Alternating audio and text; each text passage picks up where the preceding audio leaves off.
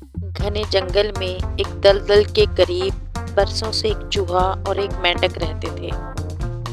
बातचीत के दौरान एक दिन मेंढक ने चूहे से कहा, इस दलदल में मेरा खानदान सदियों से आबाद है, इसलिए ये दलदल जो मुझे बाप दादा से मिली है मेरी मिरास है।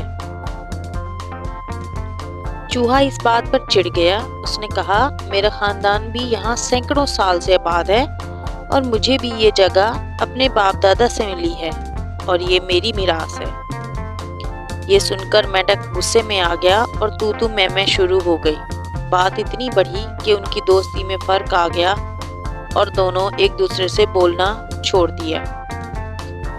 एक दिन चूहा वहां से गुजरा तो मेंढक ने उस पर आवाज कसी जो चूहे को बहुत बुरी लगी। उसके बाद चूहे ने ये किया कि वो घास में छुपकर बैठ जाता और जब मेंढक वहां से गुजरता तो उस पर हमला कर देता।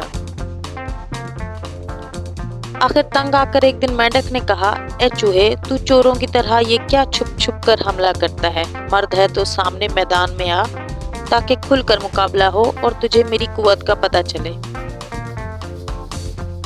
चूहे ने ये बात कबूल कर ली और दूसरे दिन सुबह ही सुबह मुकाबले का वक्त मुकर्रर हुआ। मुकर्ररा वक्त पर एक तरफ से चूहा निकला, उसके हाथ में नरसिल के पौधे का एक लंबा तिनका था। दूसरी तरफ से मेंढक आगे बढ़ा,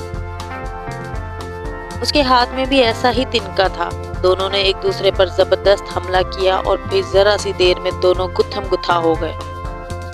अभी ये लड़ाई जारी थी कि दूर हवा में उड़ती हुई एक चील ने देखा कि एक चूहा और एक मेंढक आपस में गुत्थम गुत्था हो रहे हैं। वो तेजी से उड़ती हुई नीचे आई और एक झपटे में दोनों पहलवानों को अपने तेज नोकीले पंजों में दबा कर ले गई। अब वहां न चूहा है न मेंढक, दलदल अब भी मौजूद है।